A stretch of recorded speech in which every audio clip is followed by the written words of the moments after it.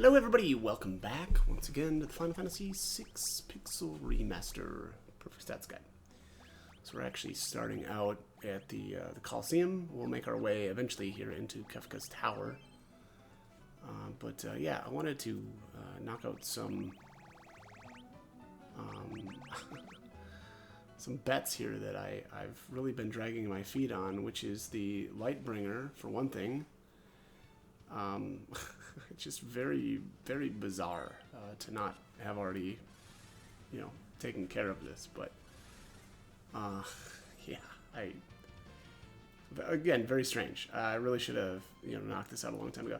The Lightbringer is just by far the best weapon in the game. It's got amazing stats. Not only does it just add a bunch of, strength, magic, agility, but also it's got a lot of evasion as well. So, very, very fantastic weapon, and I think it's kind of one of the...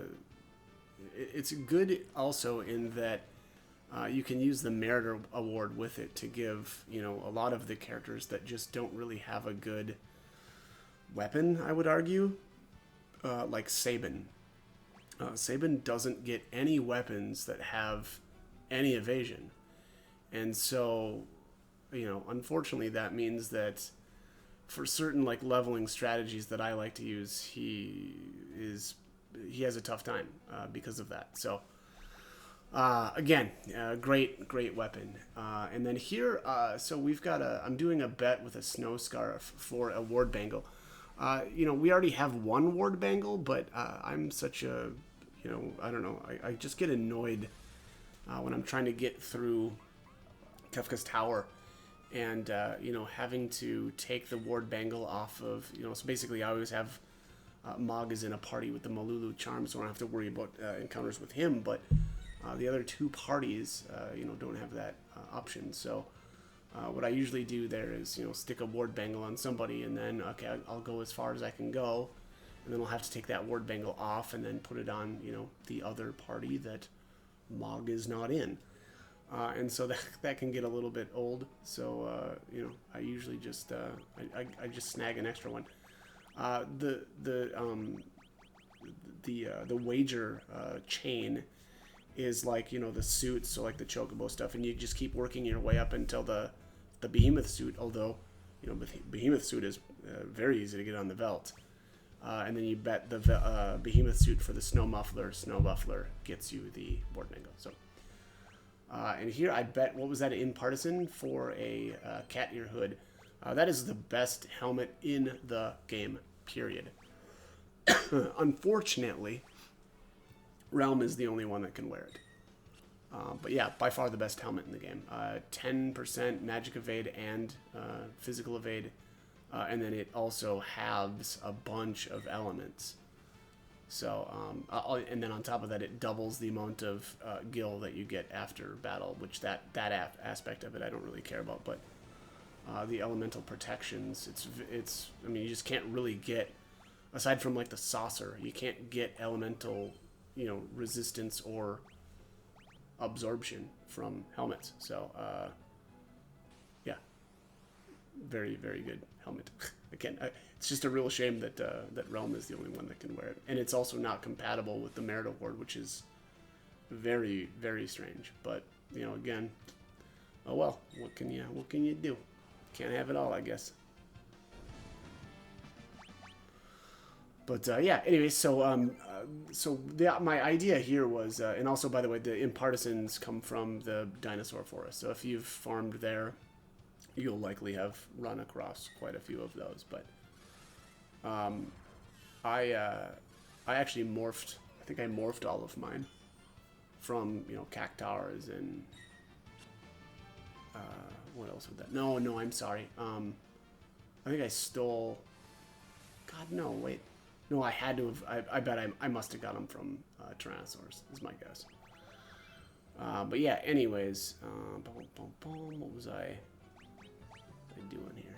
Oh yeah. So we're trying to get Merit Awards, and I don't know. Again, I actually kind of like Merit Award. The only crummy thing is, when you use the Merit Award, obviously you're giving up a relic slot for equipment options that you don't normally have, which again just means that unfortunately it's a bit of a waste, right? Because again it is eating up a relic slot that you normally wouldn't need to to use, but that's the way it goes. And then here we're again betting the Caddy or Hood for the Merit Awards. That's the bet chain. These are the easiest. I mean these fights are really easy. For Slagworm, I think if you just equip a Gaia gear, you're good to go. And again, pretty tough to lose. Excuse me. But yeah. Anyways, like I said, so the the Merit Award, though, it does allow somebody like Sabin to get a ton of evasion out of their weapon slot. Unfortunately, though, that means that he's going to be equipping like the Lightbringer, which again for leveling purposes I will do. That's not how I probably will keep him set up for the end game, but it does give him a very, very big like I don't know, power swing, I suppose, when he's got that equipped. I like to level specifically in Kefka's Tower off of the Fiend Dragons, and I know that's not I don't think it's a very popular place to level because they use the Heartless. Is it Heartless Angel in this version of the game? But anyway, sometimes they respond with an ability that drops your HP down to 1. And I mean, honestly, I don't find it that big of a deal because the enemies themselves cast a fire-based spell, which oftentimes just heals you. But also, we can bring up our physical evasion stat so high that it's very rare for them to actually connect with a physical attack as well. So just generally, I don't think that it's a big deal to level there. I know a lot of people kind of get freaked out because your characters are running around with 1 HP for a lot of the time. But I just don't find it to be that big of an issue. And also the other option is Dinosaur Forest, where the enemies are casting Meteor on you constantly, and that's an issue. There's no you have to either you just absorb it right with enough magic defense, or you just get one shot, and that gets old really quick. So again, I just generally don't like to level there. So. Again, anyways, I don't know that you necessarily need to go with this many Merit Awards, but I actually really, I like them for certain characters. Sabin specifically. A lot of the other characters get good enough. I feel like good enough evasion that they don't necessarily need it. Again, it's really his biggest problem is his weapon slot. It's just he doesn't get any evasion on any of his weapons. It's rough. It actually really sucks.